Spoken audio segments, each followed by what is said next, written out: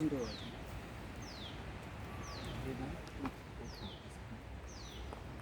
Actually ठेवायचं असतं ते, त्याने जास्त क्लॅरिटी. हां, ओके. मी धनंजय पाटील. माझा डॉक्टर सुकुमार मुंजे यांच्याशी कनेक्शन लास्ट 3 इयर्सपासून आहे. त्या वेळेस मी जवळपास माझं एज 27 होतं. म्हणजे मी 27 वर्ष ज्या गोष्टी शिकलो होतो त्याच्यामुळे मी पूर्णपणे डिस्टर्ब झालो होतो असंच म्हणेन.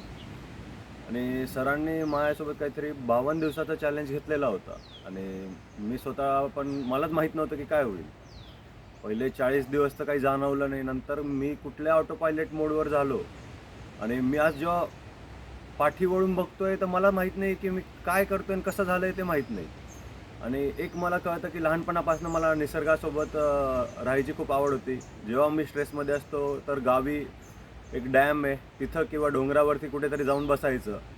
तिथं म्हणजे कुठं काही राग व्यक्त करावं लागत नाही असं वाटतं. तिथं जाऊन बसल्यावरती ती गोष्ट आपली सगळं आपल्या मधलं निगेटिव्हनेस शोषून घेतं आणि त्याची एनर्जी आपल्याला पास करतं.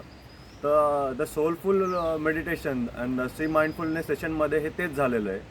सरांनी तो कन्सेप्ट डिझाईन केला आहे आणि त्याच्यामध्ये जे माझं लहानपण होतं ते मला परत जुळून मिळालेलं आहे. ते बी एक ॲडव्हान्स पद्धतीने जे मी कधी बघितलेलंच नव्हतं. यापूर्वी जे मी होतो तोच धनंजय होता, तो कंप्लेनर होता. आणि आत्ताचा धनंजय खूप वर्षांनी जो झालेला आहे तो लिस्नर झालेला आहे. आणि दुसरं सरांनी त्याच्यात मौन ॲड केल्यामुळे ते खूप चेंजेस होत आहेत. आणि मी याचा व्हॉलंटियर बनायला खूप इच्छित आहे. कारण जेणेकरून एक अशी एक वेव तयार व्हायला पाहिजे की या वर्ल्डमध्ये म्हणा किंवा आपल्या लेवलपर्यंत डिप्रेशन हा प्रकार राहिलाच नाही पाहिजे. आणि जो कास्टिझम, क्रीडिझम जे आपल्याला लहानपणापासून बिंबवलं गेलेलं आहे, जे कदाचित लवकर संपणार नाही, ते पण आपण कुठल्या तरी लेवलला त्याचं एक ॲन्सर देऊन आणि त्याला एक लोकांना हेल्प करू शकतो. आता लोक भरकटलेले असतात. काही लोक ऑलरेडी माइंडफुल पण असतात, पण त्यांना माहितीच नसतं की ॲक्च्युली ते काय आहे.